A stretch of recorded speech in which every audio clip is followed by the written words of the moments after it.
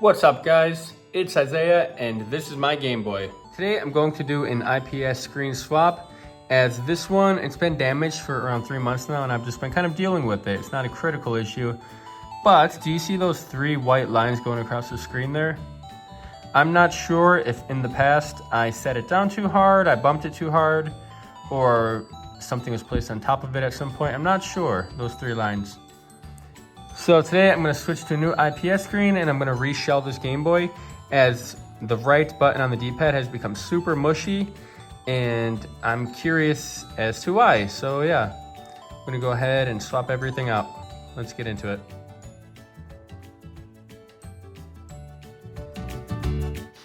First, we're going to tackle the 6 game-bit screws on the back of the Game Boy. So there are 2 at the top, 2 in the middle, and 2 in the battery compartment. And again, you need a smaller game-bit screwdriver to get access to open this, or to have access to open this. Next, you're going to need a small Phillips head screwdriver. Small enough because over here on the left, we have a small Phillips screw right there in the middle, and again on the right. If you want to save your screen for whatever reason, you're going to want to unclip that ribbon cable and take your motherboard off. This next part isn't super imperative, however, I like to keep the original heat shield just because I feel like if it's lasted this long, it's indestructible at this point. And in my personal opinion, I feel like the aftermarket heat shields aren't as good. They just sound cheap if you do a drop test. They sound cheaper and lighter compared to the original. So I like to swap these out. I'm going to put this on my new shell. Again, you don't have to. You can use the newer one. That's perfectly okay. And yeah.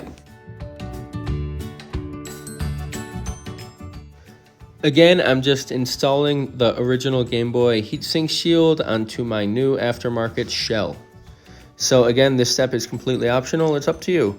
Oh, however, you are going to need to install a heatsink shield. So your choice, original or aftermarket. And then here you just have 4 small Phillips screws. And there are 6 holes. The 2 top holes connect to your shell, so you don't have to worry about those.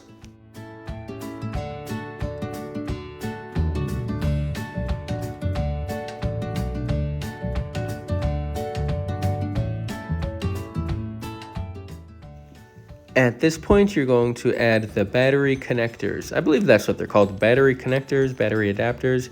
Anyways, I'm using the aftermarket one because I couldn't get the original out of the shell, so you just slide and pop that baby in there. And yeah, that step is done. This is urgent. Make sure to have it facing you on the right side, because on the left side, the battery adapters are connected to the motherboard. Next, we're going to slap on some aftermarket stickers. However, that the Mario one with the 1-800 number, that is from my original Game Boy. If you can peel that off, that's cool. Again, completely optional, you don't need to, and yours may not stick. I just got lucky.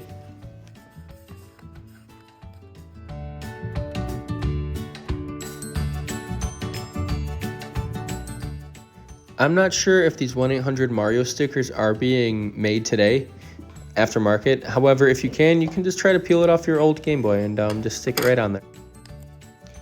I was going to try out this fun little snapping transition, but I completely forgot by the time I filmed the next clip.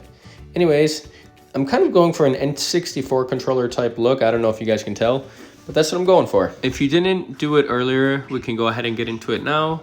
Again, on the motherboard, we need a small Phillips screwdriver to get at these screws, and afterwards, well, we're gonna have access to everything. And again, just a quick reminder, remember to take out that ribbon cable at the top. Otherwise, you're gonna ruin your old screen completely, and you won't even have the option to revert back.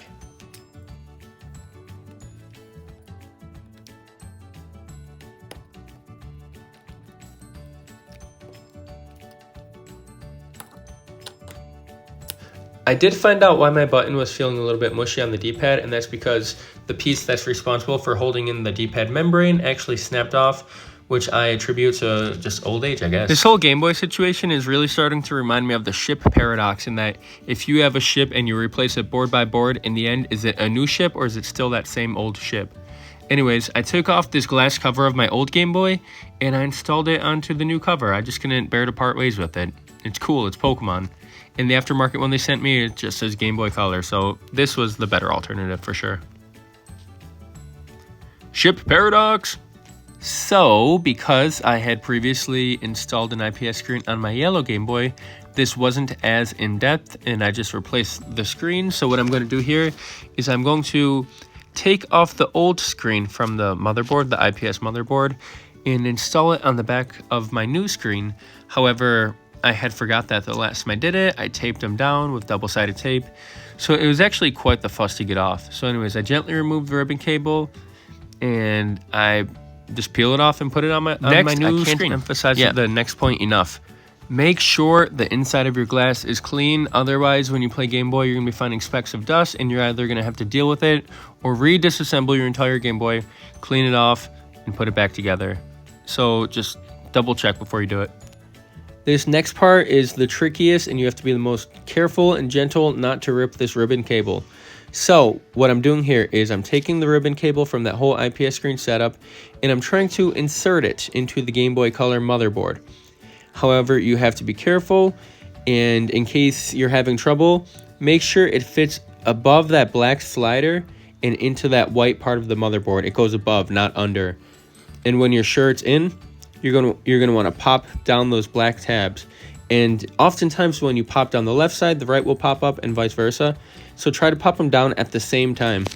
It's critical and imperative. All right, after that, you could go ahead and put in 1 or 2 screws just to secure it, but you're going to take the back of your shell and fit it onto your Game Boy, and you're going to put some batteries in and test it out. Is it working or not? So what I do is I'm just going to pop in a screw just to have it semi-stable and go ahead and test that. All right, so we're going to jump to the future. I have the back on, and now I'm putting in the batteries. Remember, this is temporary, only to check the IPS screen.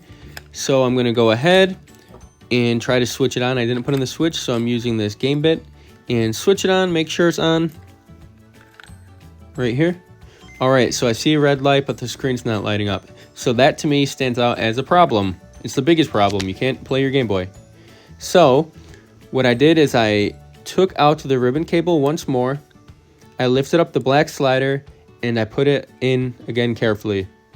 And I realized the last time it wasn't in all the way, it was sticking out halfway. So you're going to want to make sure it's in all the way.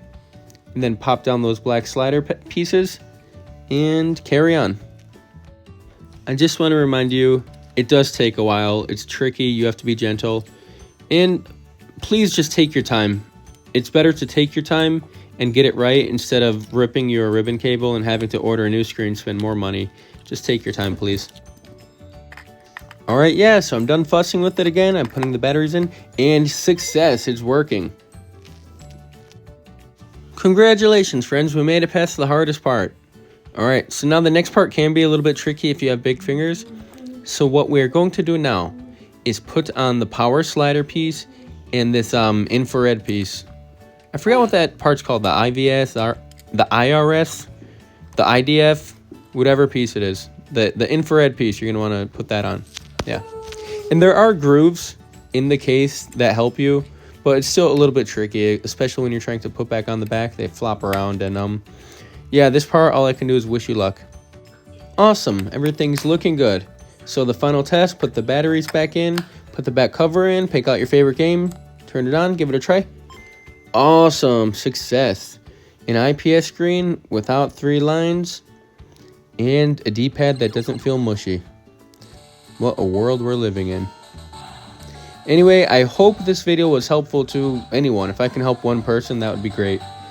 Again, this wasn't the full tutorial. I do have videos about that down below. I'll link them. This was just an IPS screen swap and a case swap. Enjoy.